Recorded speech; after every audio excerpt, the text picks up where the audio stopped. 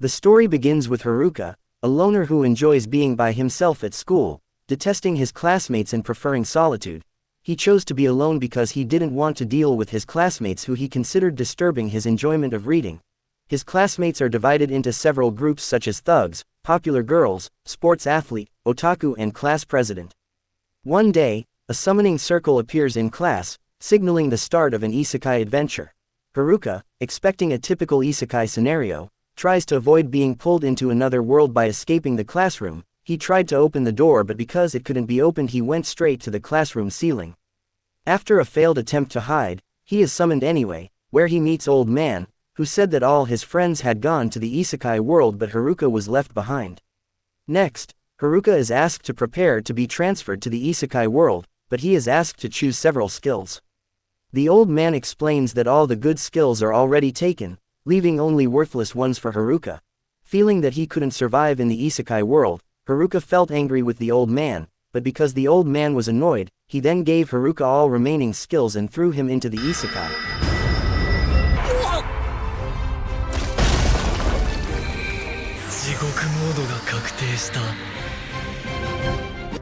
Transported into a forest, Haruka initially struggles with the wilderness but discovers that his villager skill grants him an inventory pouch with useful gear. When he was going to check his status, Haruka was asked to roll a dice first. When he threw the result it showed the letter M. Haruka, who didn't understand, immediately added it to his luck status, which turned out that M meant max. Apart from that, he also gets 2 extra skills which are considered useless, such as the loner and subjugate skills. As he adapts, he uses his new abilities, like the contact lenses that provide detailed appraisals, to navigate the forest and gather resources. After finding a cave, Haruka sets up a base. He also managed to get through his first day in the isekai world. When he woke up in the morning Haruka felt hungry. With his skills he started to survive.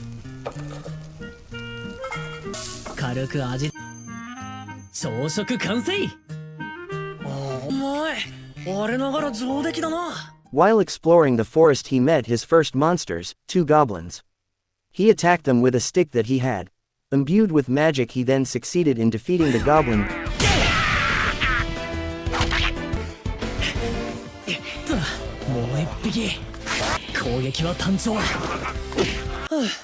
By evening his status had leveled up and he had acquired several new skills as he refines his magical and physical abilities, gradually growing stronger and make Haruka more confident.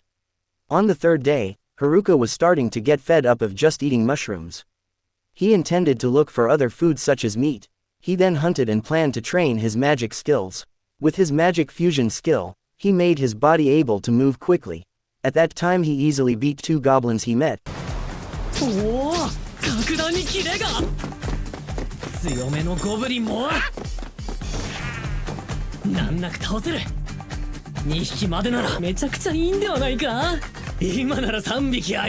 But when another group of goblins arrived he gave up his intention to continue fighting.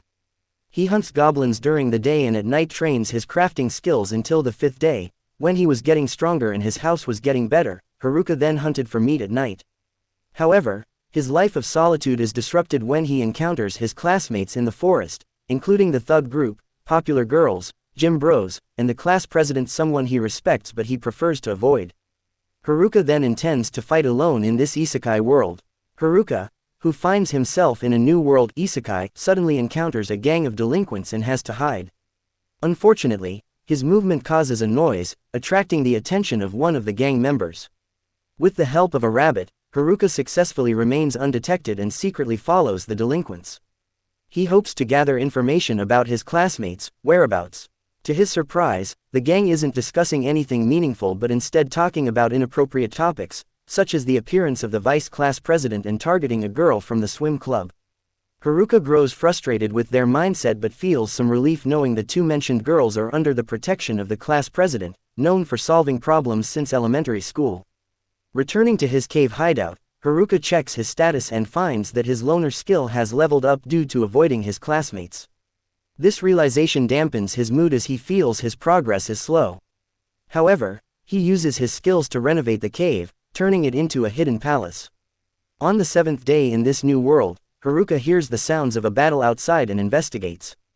To his shock, it's not the delinquents but a group of otaku classmates fighting goblins. Despite their superior levels and strong skills, the otaku struggle against an ambush. Haruka intervenes, using his trash skills to help fend off the goblins. The otaku are surprised by Haruka's sudden appearance, and he takes them back to his cave for safety. The otaku are envious of Haruka's luxurious hideout, but Haruka humbly credits his progress it was a simple magic. When Haruka asks about their other classmates, the otaku reveal a grim backstory. After being transported to this world, the otaku, having prior knowledge from isekai manga, quickly adapted and protected the class president from an initial goblin attack.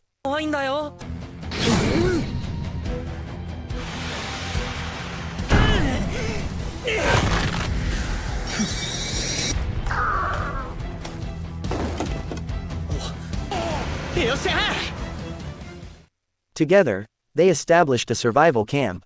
However, not all students contributed, some chose to relax, causing division among the group.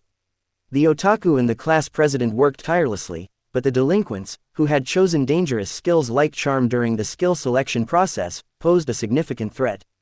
Their target was the vice president and the class president. Upon discovering the delinquents' plans, the class president trained to increase his level and confronted them alone, defeating and exiling them from the camp. Humiliated, the delinquents returned stronger and destroyed the camp entirely. The otaku were blamed for the disaster, especially by the popular girls who accused them of being the root cause. Hurt by the accusations, the otaku chose to leave the group. After hearing this story, Haruka comforts them by hosting a mushroom feast. The next day, Haruka gives the otaku supplies for their journey to a nearby city. When they invite him to join, he firmly declines. After the otaku leave, Haruka sets out to check on other classmates. Along the way, he encounters a kobold and despite having only basic weapons and skills he defeats it. At night, Haruka arrives at the destroyed camp. Using his detection skill, he finds tracks leading to the forest across a river. Following them, he discovers the popular girls group but chooses to avoid them, not wanting any trouble. However, the girls spot Haruka and chase after him. He stops when they plead for his help, revealing they want to find the otaku to apologize. The girls admit they cannot survive in this world without the otaku and deeply regret their past behavior. Skeptical at first, Haruka eventually believes their sincerity and agrees to help. Before revealing the otaku's location, he questions whether they are capable of surviving the dangers of the forest and fighting monsters. The girls break down in tears, overwhelmed by their shortcomings. Unintentionally, Haruka's subjugation skill activates, causing the girls to become completely obedient to him. They even offer him a crystal obtained from defeating monsters. When one of the girls gets injured, Haruka gives her a potion to heal, but she clumsily pours it on him instead. Haruka begins to worry about the class president's reaction to this bizarre situation. His worries turn into reality when the class president unexpectedly appears behind him. Meanwhile, the delinquents are planning to return to the old camp, believing the girls are still nearby. After that, Haruka is startled by Tuka, who suddenly shouts right next to his ear, and Haruka realizes she hadn't noticed that the class president and a group of other girls had arrived. Tuka becomes anxious as she is questioned about the behavior of the girls, who have suddenly become so cold and distant. With confusion and a sense of urgency, Haruka reveals that this change is due to her subjugate skill, a power that unconsciously influences those around him. The skill allows Haruka to have an almost terrifying control over others, which causes the girls to give her cold stares. Despite this, the girls are not repelled and seem to be drawn to Haruka's presence. To understand the situation better, the group decides to interrogate other girls to figure out what's going on. While they are busy talking, Haruka grows bored and decides to practice a skill of his own, expand house, which results in her being buried under the ground. This causes the class president to panic and rescue her, pulling her out like she's a carrot from the soil. After the girls come to understand the cause of their strange behavior, they thank Haruka, believing that she will help them. However, Haruka asks for permission to leave and go home, which surprises everyone, especially the class president. The girls are astonished to learn that Haruka lives in the wilderness. Upon learning that Haruka's home is massive and luxurious, Tuka, as the group leader, asks to stay at Haruka's house temporarily. Haruka, sensing their motives, starts to have impure thoughts and reluctantly agrees to their request. To guide them to his house, Haruka leaves markers along the way, but only he can see them. Upon reaching Haruka's home, the girls are stunned by its grandeur, and once inside, they discover that it is fully equipped with all kinds of facilities, including a bathroom. They are overjoyed, and without shame, rush to the bathroom, leaving Haruka helpless to resist. Feeling overwhelmed, Haruka sets up a tent outside the house for some peace and quiet. While Haruka is enjoying his time, Tuka visits him to express gratitude on behalf of the other girls. Tuka confesses that, although she is the leader, she feels powerless compared to the boys who had previously abandoned the group.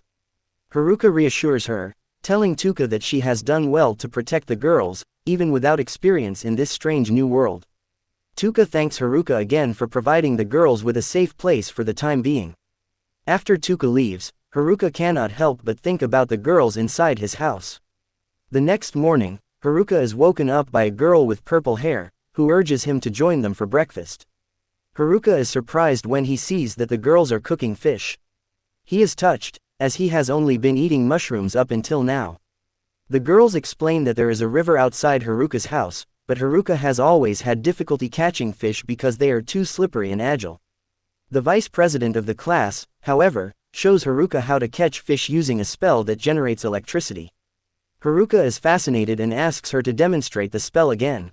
When she does, Haruka wraps the electricity with his packing skill, throwing the wrapped energy into the river and use it to catch fish. In the process, Haruka acquires a new skill, electricity. He realizes that packing skill not only allows him to store things, but also seems to have the power to steal skills from others when combined with the Master of None skill. Haruka had considered this ability to be useless, but now he sees its potential.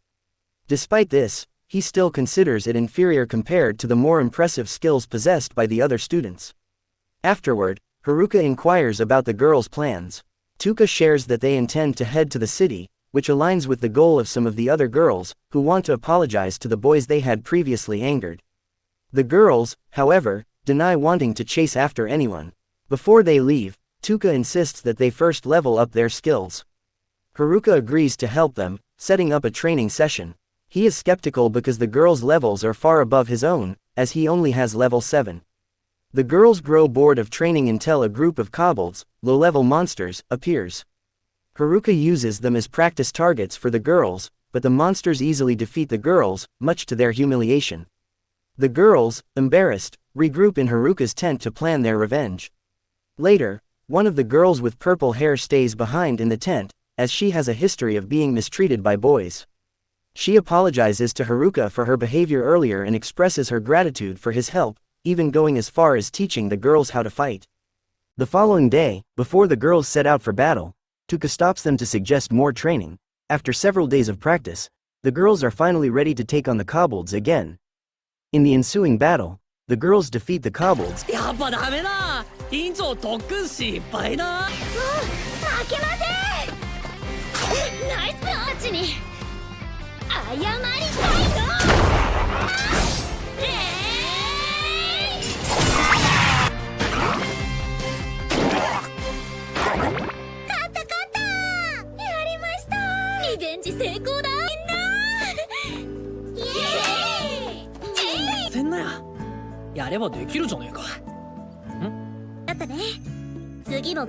And after the fight, they express their gratitude for the monsters, who served as excellent sparring partners.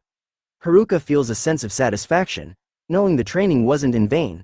He is content with the progress the girls have made, but just as he begins to relax, Tuka approaches him again, thanking him and announcing that it's time to head to the city. Despite never having expressed a desire to go, Haruka reluctantly agrees to join the girls on their journey. The day of departure arrives, and the group, fully prepared with provisions, begins their journey to the city. Meanwhile, a separate plot unfolds involving one boy from group of troublemakers running in fear, chased by a mysterious figure. One of the troublemakers is cornered and killed by this figure in the rain. After walking for a long time, a monster resembling a standing boar suddenly appeared, blocking their way. Haruka took this opportunity to give the girls a combat lesson since he was tired of their complaints. Thanks to the monster's slow movements, Haruka managed to evade its attack, hide, and observe what kind of magic the monster possessed. It should be noted that while the monster had strong defense against physical attacks, it was weak against magic.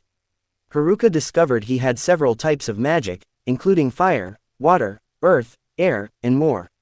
Feeling slightly proud that his seemingly useless skills had some utility, Haruka was suddenly attacked again by the boar monster. One attack was all it took to defeat the monster, leaving Haruka confused and doubtful, as the information he received indicated the monster could only be defeated with magic. This left the girls astonished. Shortly after, another monster appeared. Haruka attacked it with fire magic, and once again, the monster was defeated in an instant. Haruka was perplexed, unsure whether he was too strong or the monsters were too weak.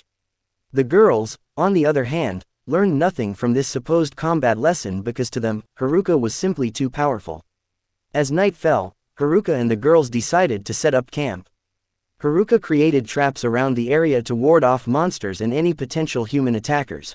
Although his tent had detection-enhancing effects, Haruka also utilized a skill obtained through his assessment ability and contact lenses, beginning to appreciate that these skills weren't entirely useless. Suddenly, Haruka noticed something approaching. He hurried to investigate, only to find the gym bros he had previously mocked as foolish. Despite his suspicions about their antics, Haruka probed for information about their intentions, concerned they might target the girls like the delinquents had. Fortunately, they harbored no ill intentions. The gym bros simply wanted to meet Haruka and confirm his abilities. They were particularly anxious about a hijacking skill, which they considered even more dangerous than the puppet and charm skills used by the delinquents. Haruka responded with a mocking expression, jokingly suggesting he might possess such a skill.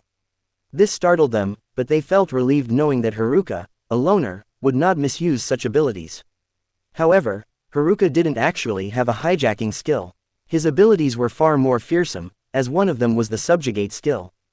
The group warned Haruka to be cautious of the hijacking skill and requested he pass on their apologies to Tuka. Unbeknownst to them, Tuka had been eavesdropping nearby.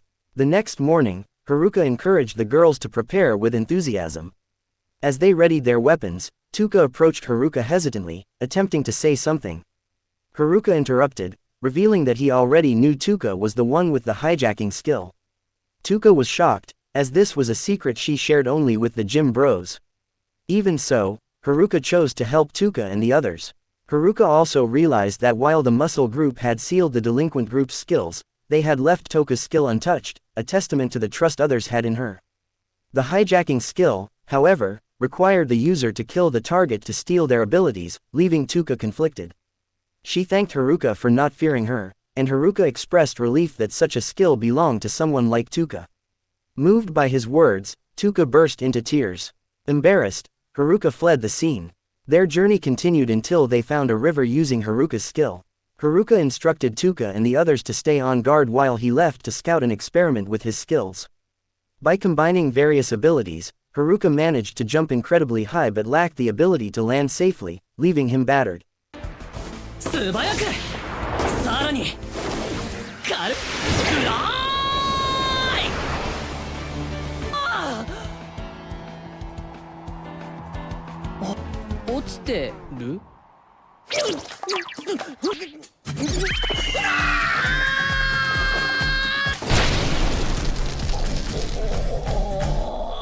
If not for his magic reinforcement skill, he might have been critically injured.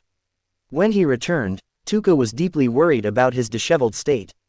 To avoid her scolding, Haruka offered her a gift, but Tuka walked away, leaving the green-haired girl far more enthusiastic.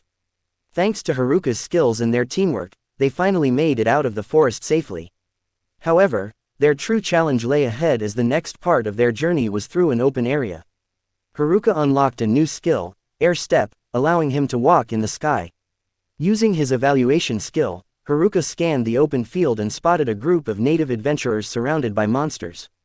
Haruka informed Tuka, who suggested they help immediately and even offered to fight. Haruka, however, instructed the girls to wait while he verified whether the adventurers were good people.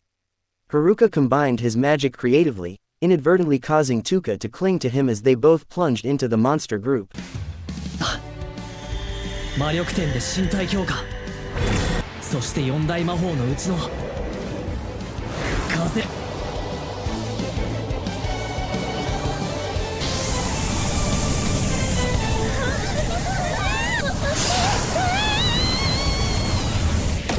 こすげえ、これならどこまでも飛んでる。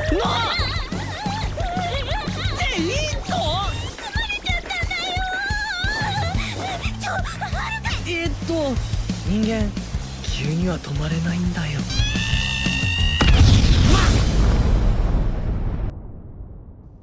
The resulting explosion defeated the monsters instantly, leaving the adventurers dumbfounded. After saving them, Haruka learned their names were Ofter and Gatic, adventurers on a monster extermination mission from the Adventurers Guild. While the adventurers packed their belongings, Haruka shared a happy mushroom with them, which turned out to be a rare stamina-boosting ingredient. Seeing their revitalized energy, Haruka felt happy but slightly envious, as the male adventurers were accompanied by beautiful women. Eventually, the girls caught up, delighted to meet isekai women for the first time. The adventurers escorted them to a city entrance, where the girls entered with excitement and celebration. Meanwhile, Jim Bro Group was spying on the delinquents and overheard their plan to hunt the girls, who had successfully leveled up. Tanaka suggested the delinquents use their puppet and charm skills and seek out the otaku group to find someone with a sealing skill. Entering the city of Omoi, they found it bustling with friendly residents and merchants. The merchants' warm hospitality made the girls forget their exhaustion.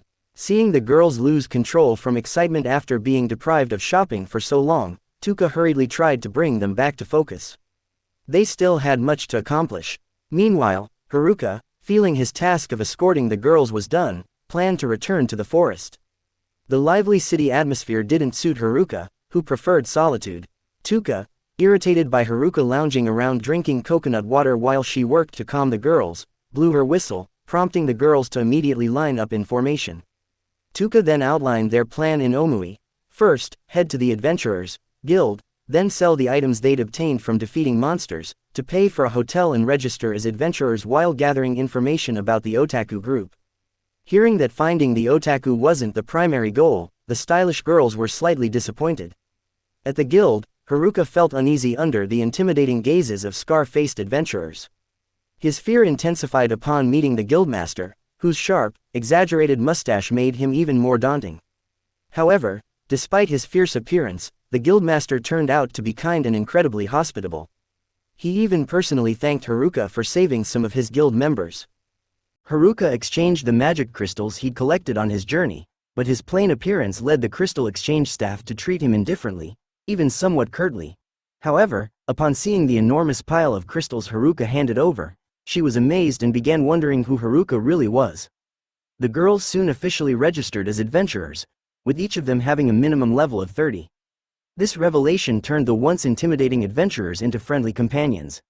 However, Haruka had not yet registered. One of the stylish girls enthusiastically accompanied him to sign up, thinking he'd make a great adventurer despite his reserved nature. Even Tuka was confident that Haruka, who had escorted them safely to the city, would excel as an adventurer. But Haruka was rejected. He didn't meet the minimum requirement of level 10, as he was only level 9. Even his pleas for an exception were denied due to strict regulations. The receptionist explained that adventurers with a level below 10 must join a group, while solo adventurers must be at least level 20. Haruka, disheartened, realized that level 20 was far beyond his reach. Finding a group was also difficult since he was a loner and lacked social skills. Afterward, Tuka and the girls escorted Haruka to the hotel arranged by the guild. Haruka was shocked to see the romantic theme of the hotel. Once in their rooms, the girls quickly fell asleep, but the stylish girl remained troubled, worrying about the otaku group. Meanwhile, Haruka missed his life in the forest, making it hard for him to sleep. The next morning, Haruka planned to return to the forest after collecting his crystal earnings.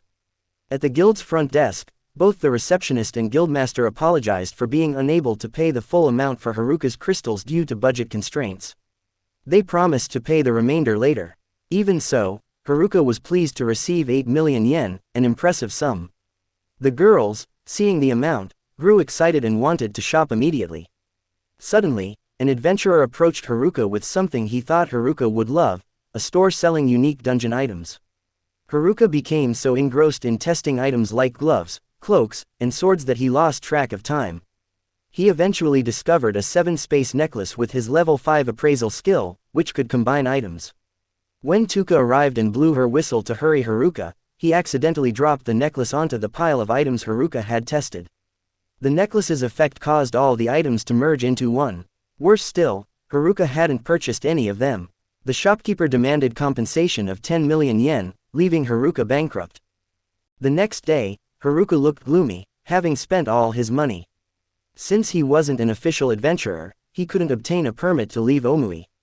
Determined, he used his now camouflaged cloak to sneak out unnoticed. Just as he leapt over a wall, the athletic girls spotted him, mistaking him for a thief. Haruka, confused, noticed one girl missing. She was shopping as usual. His escape plan was foiled. The next day, the girls agreed to go hunting but forbade Haruka from joining. Taking advantage of the situation, Haruka used his invisibility cloak to escape into the forest. There, he witnessed bandits attacking a carriage. Hearing a girl cry for help, Haruka stepped in, using the extraordinary effects of his accidentally combined items to subdue the bandits. どこ行く？殺す。俺はただブツブツ言っても聞こえねえぞ。なんか文句あんのか。スラッシュ。自動で発動される強力な技か。ブラッシャー。スッスッスッ。そんだけ早口で暴れたら。Despite his low level and lack of a formal class, Haruka dodged the bandits' attacks with ease, leaving them exhausted and unconscious. The girl he saved introduced herself as Meryl, a noble and the daughter of a city ruler. Grateful, she asked Haruka to be her temporary escort, promising him a reward. Haruka agreed, and they traveled by carriage. During their journey, Haruka bad-mouthed his previous city, only to discover that Meryl's home was Omoi, the very city he'd just criticized. Realizing his blunder, Haruka's escape plan once again fell apart. Meanwhile, deep in the forest, a mysterious figure ambushed a gang of thugs planning to target the girls in Omoi. A mysterious figure, much stronger, easily massacres a group of thugs. This frightens the muscle group, who immediately flee but unfortunately get caught and cannot escape. Meanwhile, Haruka, who has arrived at the city ruler's house, looks nervous as she waits for Meryl, who is changing clothes. Just as Haruka decides to leave out of boredom, Meryl stops the impatient Haruka. At the house, Haruka is served luxurious food. Without hesitation, Haruka devours the roasted chicken eagerly. Meryl even gives Haruka money and an identity card as proof that she is now a citizen of Omoi City, free to enter and exit. However, Haruka barely listens to Meryl's explanation and doesn't even glance at her, making Meryl sad because she had dressed up beautifully for Haruka, only to be ignored. The next day, the girls grow suspicious of Haruka after learning she was invited to the ruler's house. Haruka, however, uses various excuses to avoid revealing her escape plans, especially to Tuka. When the girls get no concrete answers from Haruka, they decide to go hunting. Before leaving, Tuka warns Haruka not to go anywhere or attempt to escape like yesterday. Despite this, Haruka plans to leave the city now that she has an ID card. Before leaving, Haruka prepares supplies and equipment using the money Meryl gave her. Confidently, Haruka shows her ID to the gate guards and manages to leave the city casually. Once outside, Haruka runs straight into the forest, finding herself in a familiar area with goblins and a river. Haruka feels happy because the forest suits her solitary nature. However, her joy is interrupted when a wild boar monster attacks. The monster is quickly defeated thanks to Haruka's magic-enhanced equipment, which has increased her strength. Suddenly, Haruka is startled by a trail of blood. Worried about the muscle group, who are supposedly holding off the thugs to prevent them from entering the city, Haruka follows the trail into the forest. He eventually finds the gym bros in critical condition. Without hesitation, Haruka pours all her healing potions on them. The group expresses concern for Haruka and the girls, fearing their sacrifices will be in vain if the girls are attacked. They inform Haruka that the thugs were killed by a mysterious figure, who also stole all their weapons but spared their lives. They reveal that the mysterious figure is Tanaka, the math genius, who seems to have meticulously planned everything. They warns Haruka that Tanaka's next target is likely Tuka, who possesses a rare hijacker skill. Haruka is shocked because information about Tuka is highly confidential. This suggests Tanaka has been carefully tracking Tuka, even questioning them about her whereabouts before attacking. They suspect Tanaka spared their lives to follow their trail to Tuka. The group urges Haruka to join forces with them against Tanaka, but Haruka refuses, deciding to fight Tanaka alone. She sends the group back to the city to protect the girls. Meanwhile, the girls are searching for Haruka, who left only a letter behind. Tuka grows worried, but the others reassure her that Haruka will return. Haruka contemplates how to defeat Tanaka, who has dangerous skills. He decides to level up by fighting high-level goblins. After defeating numerous goblins, his level does not increase. Suddenly, he is attacked by a goblin king with immense strength.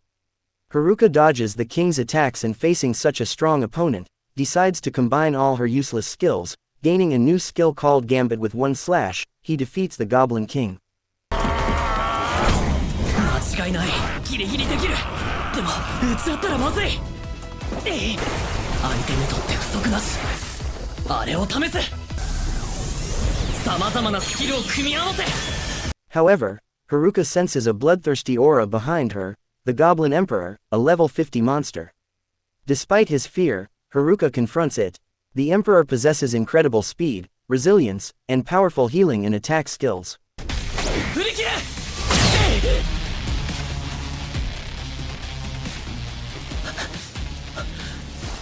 手ご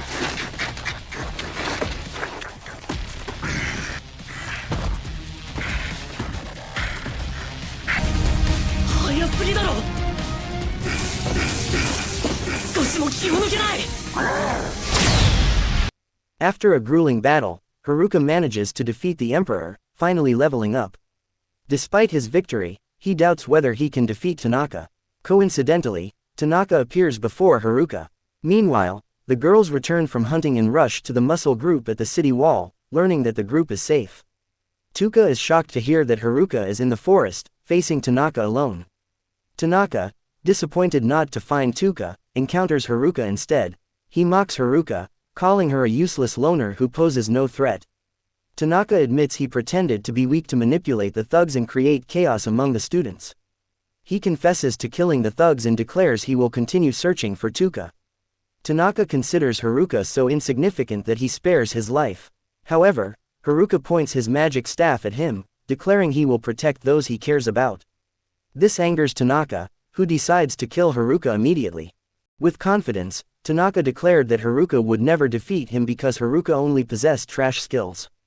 Tanaka then launched another attack using his telekinesis skill, layered with his disruptive skill.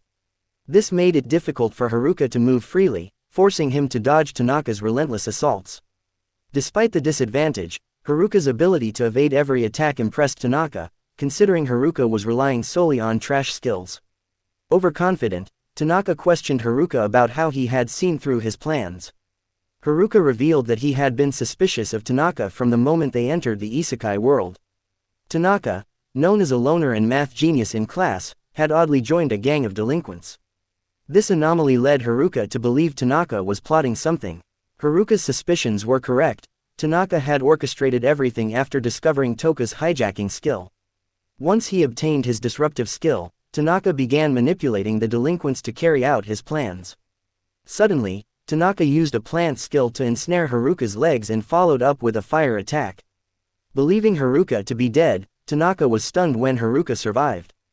Haruka explained that he had used a magic-absorbing item he had bought at a weapon shop. When Tanaka momentarily let his guard down, Haruka attacked, but Tanaka easily deflected it with a sword he had taken from his arsenal. Tanaka admitted he had baited Haruka to strike, feigning vulnerability. He revealed his extensive collection of stolen weapons from defeated foes and launched unpredictable attacks, eventually knocking Haruka down. However, the clash helped Haruka realize Tanaka's skill copycat. まだだ何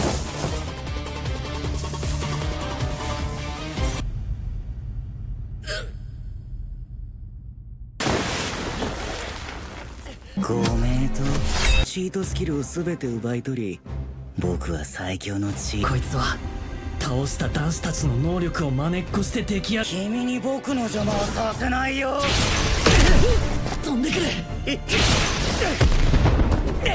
だが幻影で簡単に避けられるなすすべなしかねなんちゃって Tanaka was shocked that Haruka had figured it out and also uncovered his plan to steal Toka's hijacking skill. With his plan exposed, Tanaka confessed his ultimate goal, to steal every powerful skill in the isekai world and become its strongest being. To achieve this, he vowed to eliminate Haruka. Although Haruka seemed cornered, he suddenly dodged Tanaka's attack with ease. Haruka had been analyzing Tanaka's copycat skill and discovered that Tanaka could only use copied skills 3 times. This revelation caused Tanaka to panic, making him reckless and afraid of running out of power. Haruka focused on evading until Tanaka exhausted his skills. Once Tanaka depleted his illusion skill, Haruka struck back, knocking Tanaka to the ground. Enraged by being bested by someone with trash skills, Tanaka unleashed a secret skill, instant death, which caused Haruka to collapse. Satisfied, Tanaka stomped on Haruka's head to ensure his death, lamenting that Haruka had forced him to use such a valuable skill. However, as Tanaka turned to leave, Haruka called out, shocking Tanaka once again. Haruka revealed his health skill, which kept him in peak condition, and his max level luck rendered the instant death skill ineffective. Tanaka, disbelieving, questioned how Haruka resisted his disruptive skill. Haruka explained that one of his trash skills, Dummy, countered the disruptive effects. Through rigorous training, Haruka had mastered Dummy, allowing him to dodge Tanaka's attacks by using his body cleverly. Dummy turned out to be the perfect counter to Tanaka's abilities. Frustrated, Tanaka launched a blind rage attack, but nothing worked against Haruka. Tanaka grew increasingly desperate as all his carefully calculated plans unraveled. Haruka explained that in the isekai world, logical calculations from the real world often failed.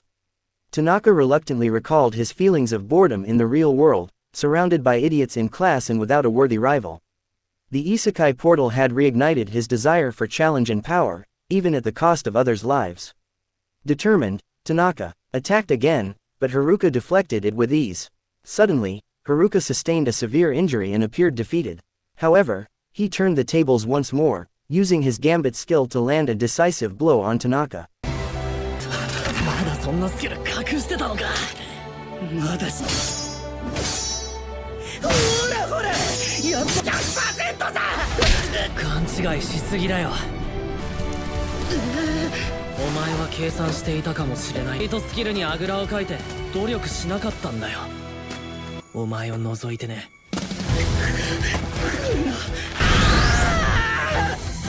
今日ミス。さよなら。After defeating Tanaka, Haruka started heading back but collapsed from blood loss. Fortunately, his friend found him and gave him a healing potion. Back in the city, Haruka was greeted warmly by the girls and the muscleheads. One green-haired girl even offered to bathe and tend to Haruka. The fashionable girls apologized to the otaku for expelling them earlier and thanked them for their help. Seeing everyone reunited, Haruka felt that everything would be okay. Haruka intended to return to the forest secretly, but Tuka noticed it and forbade him. Suddenly, she hugged Haruka tightly and asked him to stay because Tuka was very worried about her and feared she might never see him again. Haruka thought he had made Tuka cry, but it was the opposite. It turned out that Tuka was crying out of happiness because Haruka was safe. Then, because Haruka planned to run away again, the girls decided to punish him by making him take a bath in the public bath. After returning to the inn, Haruka fell asleep and dreamed of a terrifying monster deep within the dungeon. The dream startled Haruka awake. When he arrived at the inn's cafeteria, he saw his friends Oda preparing to venture into the dungeon. Recently, many monsters had been appearing, and the group planned to search for a rare magical item rumored to change people's perceptions of the user. Specifically, the user could become well liked by many people. Haruka, intrigued, decided to return to the cave in the forest and live as a recluse. However, Toka's aura gave him chills. Scared, Haruka begged Tuka not to lecture him, but Tuka scolded him for acting recklessly and endangering himself. Haruka knelt and promised not to do anything dangerous again, which softened Toka's heart, and she left. Tired of constant scoldings, Haruka devised a way to live freely. He remembered his friend's mention of the magical item that could make people like him. He immediately set off to find it in the dungeon. Meanwhile, in Omoi City, the city's ruler wrote a report about the increasing number of monsters, which had reduced the number of merchants visiting the city and slowed its economy. Suddenly, a dungeon guard reported that many monsters were approaching Omoi City. Back to Haruka, during his journey, he sensed something approaching. Sure enough, it was a group of orc monsters led by an orc king. Without hesitation, Haruka attacked them to warm up before entering the dungeon. He defeated the orcs with a single slash, and the orc king was subdued with multiple strikes without resistance. Seeing so many orcs in one place puzzled Haruka, wondering why they had gathered in this area. Meanwhile, Tuka was shocked by news from Meryl at the Adventurers Guild that a neighboring town had been destroyed by orc monsters, who were now heading toward Omoi City. The adventurers immediately prepared to defend the city. Tuka, on her way to warn her friends, remembered Haruka's whereabouts. The adventurers and some women prepared to meet the monsters at the city's gates. Meanwhile, Haruka continued his journey to the dungeon. Upon reaching its entrance, he donned a concealment cloak and snuck past the guards undetected. Inside, he searched for the rare item but only found junk in the treasure chests, frustrating him. About to give up, he remembered a weapon merchant selling rare items and hurried back to Omoi City. The adventurers waiting for the orcs began doubting the rumors when no monsters appeared by nightfall. Suddenly, shadows emerged from the distant fog, prompting them to ready their weapons. But to their surprise, it was Haruka returning from the dungeon. Clueless, Haruka thought they were having a party. Tuka explained they were on alert for a monster attack. Otter asked Haruka if he'd seen any orcs on her journey. Naively, Haruka admitted she'd already defeated them. Shocked, the adventurers, who usually needed multiple people to defeat a single orc, couldn't believe it. Instead of praise, Haruka was scolded by Tuka for being reckless. At the Adventurers Guild, Princess Meryl and the guild leader thanked Haruka for saving Omoi City but reminded him not to endanger herself. They warned that monsters were becoming more numerous and ferocious, with rumors of dungeon monsters emerging. Haruka grew frustrated as everyone began monitoring her, making it harder to return to her forest cave. Determined, he resolved to find the rare item to gain her freedom. The next morning, Haruka visited the weapon shop. The merchant, still wary of Haruka's antics, initially refused to help but eventually explained that the rare item was called the pheromone ring. The ring was hidden deep in an unexplored dungeon, likely beyond the 50th floor. The dungeon had 100 floors and was rumored to house ancient dungeon emperors. Unfazed, Haruka grew excited and vowed to obtain the ring at all costs. Unknown to Haruka, the otaku, who had secretly followed her, informed Tuka of her plan to find the ring. Learning of its effect, the women, especially Tuka, decided to retrieve the ring before Haruka, fearing she would use it to abandon them and return to the forest. While Haruka headed to the dungeon, she sensed someone following him. It was Tuka and her group. The women confronted him, asking why he was searching for the pheromone ring. Haruka lied, claiming he sought the Solomon ring, which let users talk to animals. When his lie was exposed, Haruka fled into the dungeon, with the women in pursuit. Tuka warned him about traps, but Haruka confidently replied that his high luck stat would keep him safe. However, Haruka unexpectedly fell to the lowest floor. He safely landed using earth magic and realized he was on the 101st floor, a highly dangerous secret area. Tuka, meanwhile, continued descending without supplies, worried about Haruka. On the 47th floor, the group set up camp, exhausted. A girl noticed an exit door and questioned why Haruka didn't use it. Oda explained that exit doors only appeared after defeating floor bosses, and Haruka's case was unique as he started from the bottom. Furthermore, the dungeon was ancient, with a feared emperor at its lowest level. Hearing this, the group grew more concerned for Haruka. Encouraged by a green-haired girl, they resolved to save him no matter what. Back to Haruka, exploring the 101st floor, he felt a suffocating aura. Reaching a boss door, he hesitated but had no choice. Inside, he faced overwhelming magical energy and encountered a skeletal monster, the Dungeon Emperor, level 100. Haruka chose to fight at close range, but the Emperor's swift movements evaded his attacks. Determined to survive, he pressed on, knowing it was his only way out. でもこの力を利用して今度こそなるほどね。 Meanwhile, on the other side, a new horde of monsters gathered, causing the dungeon to tremble violently. At the dungeon's entrance, the gatekeeper was puzzled as he saw numerous rats scurrying out of the dungeon. When he turned around, he was shocked to see monsters heading for the exit. The gatekeeper immediately reported to the guildmaster that a monster stampede was emerging from the outermost part of the dungeon. This caused panic, as the safety of Omoi City was in grave danger. Ofter and Gatik were also deeply worried about the students who had entered the dungeon.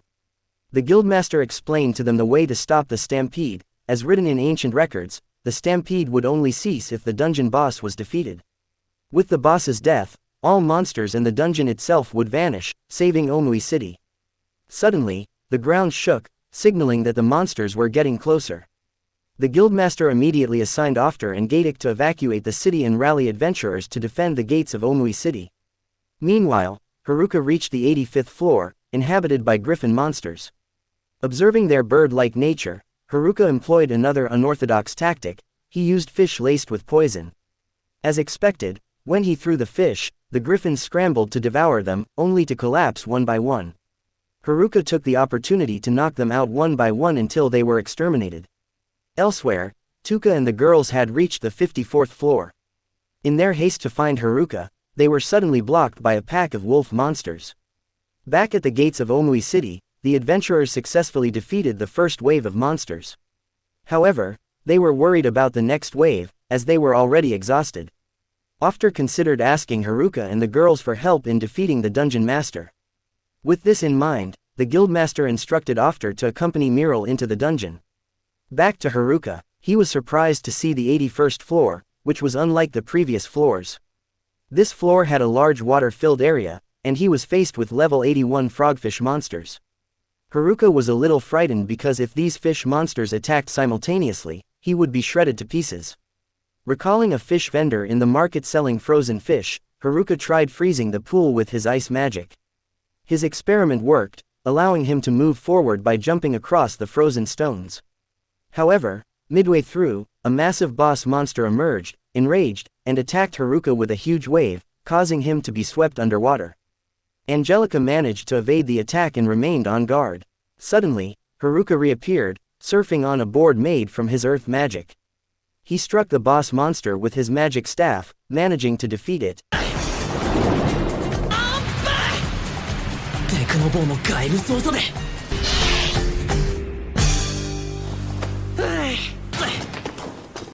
Haruka continued his journey, encountering abundant treasures on several floors. The sheer amount of riches left Haruka unsure whether to sell them or keep them. However, given his high luck stat and immunity to curses, Haruka decided he didn't need the treasures and gave some to Angelica instead. This gesture left Angelica feeling emotional and attached to Haruka. Now, Haruka had arrived at the 74th floor and was shocked to see a sea of molten lava before him. Despite the intimidating sight, Haruka knew he had no choice but to cross it. As Haruka traversed the fiery lava area, the intense heat drained his stamina, causing him to lose focus and feel weak. Angelica urged Haruka to rest for a while. While searching for a way to restore his stamina, Haruka suddenly felt a breeze coming from a hole. He leaned in and used wind magic to cool himself down. Meanwhile, the girls, exhausted after defeating the wolf monsters, suddenly sensed something approaching. Tuka, on high alert, prepared for another threat, but it turned out to be Miral and Ofter, who had caught up with them. Tuka was shocked to see Miral, who explained that she came to request Haruka's help in defeating the dungeon boss. However, Haruka was not with Tuka and the girls at the time. Learning that Omoi City was in danger, Tuka became more desperate to find Haruka. Suddenly, Tuka felt a breeze and heard Haruka's voice coming from a hole. She immediately called out to him, and Haruka, hearing her voice, confirmed her presence. It turned out the hole was connected to multiple dungeon floors, including the lower ones. Tuka asked Haruka to climb up through the hole, but Haruka explained that he had already tried using his air step skill and failed. Tuka informed Haruka about the monster stampede threatening Omoi City and how defeating the dungeon boss was the only way to stop it. Haruka then revealed that he had already defeated the boss but had not killed it. Deep down, Haruka struggled with the idea of killing Angelica, who he had rescued and come to understand. Haruka resolved to save both Omoi City and Angelica, believing it was possible. Reassuring everyone, Haruka promised he could stop the monster invasion. Tuka, trusting Haruka's word, didn't hesitate. Although Haruka often worried the girls with his reckless antics, his promises were always reliable. Meanwhile, at Omoi City's gates, the second wave of monsters had arrived, overwhelming the adventurers. Exhaustion and despair began to set in, and the guildmaster anxiously hoped Miral would bring Haruka and his friends to assist. Haruka, learning about the city's plight, urged Angelica to pick up the pace. Their teamwork allowed them to navigate the dungeon with ease. Despite their haste, Haruka still found time to collect dungeon items, though he was disappointed not to find a pheromone ring. However, he gathered plenty of other items, which he planned to sell to his friends at special prices. At floor 69, Haruka encountered a serene-looking area. But he remained cautious, knowing every dungeon floor harbored dangers. Sure enough, a sleep-inducing owl monster appeared. Confident he wouldn't be affected, Haruka underestimated the monster and promptly passed out. Thankfully, Angelica stayed alert, carrying Haruka as they continued onward. When Haruka woke up, Angelica suggested he rest longer, to which Haruka thanked her for her help. Elsewhere, Tuka and the group faced a level 100 Sphinx monster on floor 57. Immune to both physical and magical attacks, the Sphinx's power left them helpless. As it prepared to attack Tuka, Haruka and Angelica arrived just in time to save them.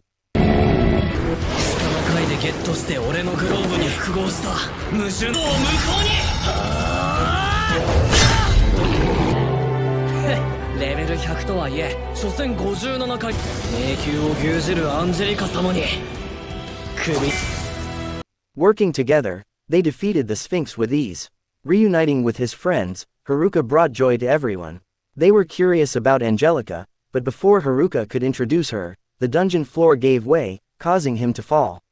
Luckily, Haruka survived. When it happened again, Tuka managed to grab his hand this time, saving him. They quickly exited through a portal. At Omoi City's gates, seeing Haruka safe relieved Gatek and the others. However, their conversation was cut short as Miral pointed out the massive approaching monster horde. Adventurers, overwhelmed by the sheer number of enemies, began losing hope. Haruka, on the other hand, remained confident, knowing Angelica, the strongest dungeon emperor, was by his side.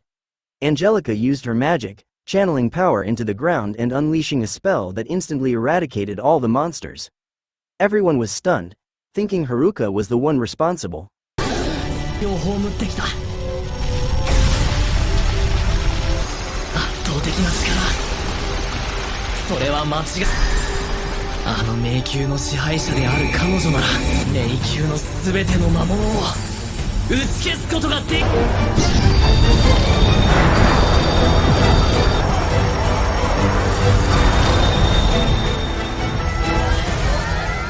Haruka then introduced Angelica as the Dungeon Emperor. The revelation shocked everyone, as Dungeon Emperors were said to surpass Dungeon Kings in strength. Haruka explained that Angelica was not a threat and had been a great help to him in the dungeon. He also revealed that she had lost all her achievements and was now at level 1, though he omitted the fact that this was due to his subjugate skill. He knew Tuka would scold him if she found out. With Omoi City saved, the residents celebrated their victory. Meanwhile, Haruka prepared an event to sell dungeon items at discounted prices, surprising everyone with a treasure trove of rare items. The girls eagerly shopped for discounted goods, while Haruka set aside equipment for the guys. Seeing his friends equipped with powerful items gave Haruka peace of mind, as he planned to return to the forest. However, he worried about Angelica's ability to socialize after being alone for so long. Haruka silently resolved to help her adjust to life among others. After selling dungeon items at discounted prices, Haruka not only received praise from his friends but also amassed a significant amount of money in a short time. While busy counting his earnings, Haruka was startled by Tuka, who demanded a proper introduction of Angelica. Haruka introduced Angelica as the Dungeon Emperor from the secret floor. Tuka, curious about why a Dungeon Emperor would assist Haruka, asked if he had used the pheromone ring. Haruka explained that he hadn't found that item and admitted that Angelica had been affected by his subjugate skill. Hearing this, Tuka scolded him immediately. Unable to explain further, Haruka reluctantly let Tuka take Angelica to clarify everything. Later, Angelica joined the group of girls. Upon learning that Angelica was a 17-year-old girl, the others hoped to become close friends with her. However, Angelica was hesitant, as she had spent so much time isolated in the dungeon. Recognizing her unease, Tuka encouraged Angelica to share her feelings and suggested they take a bath together to bond. At the bathhouse, Tuka noticed Angelica struggling to remove her heavy armor and offered to help. But as soon as the armor came off, the girls were shocked to see that Angelica had flesh and skin. Up until now, they had believed Angelica was just a skeleton, as described by Haruka. Meanwhile, Haruka was lying in his room, reviewing his status bar and inspecting the new skills he had acquired. Realizing that his strength was still insufficient, especially since he relied on Angelica and his friends during the monster attack on Omoi City. Haruka decided to work harder to become stronger. The next morning, Haruka informed Tuka that he planned to return to the forest for training. Tuka agreed, as long as he promised to come back to Omoi City. Haruka invited Angelica to join him. As they were leaving, Tuka was torn between stopping them and letting them go, worried that Angelica's secret, that she was human, might be exposed.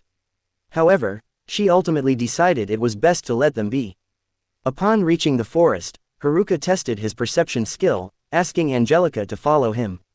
In his inexperience, Haruka fell off a high cliff but managed to land smoothly due to his prior experience with falls.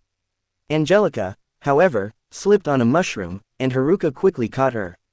He was surprised by her weight, as she was supposed to be just a skeleton, which embarrassed Angelica. Later, they arrived at Haruka's favorite cave. After taking a bath to relax, Haruka teasingly invited Angelica to join him. To his shock, Angelica approached him without a towel, revealing her full human form. Realizing it was Angelica, Haruka became flustered. Angelica used gestures to explain her transformation, and Haruka deduced that the combined items he had given her in the dungeon restored her lost vitality.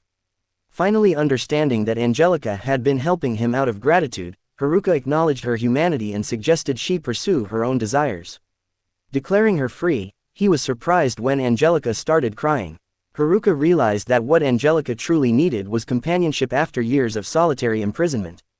To comfort her, Haruka shared stories of his own lonely past and how he eventually made good friends.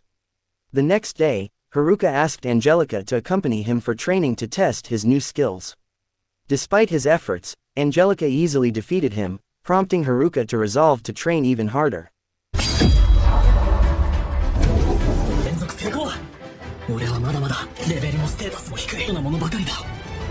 でも必ず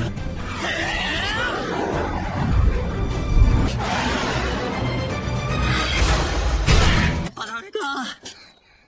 でも天意は見てて。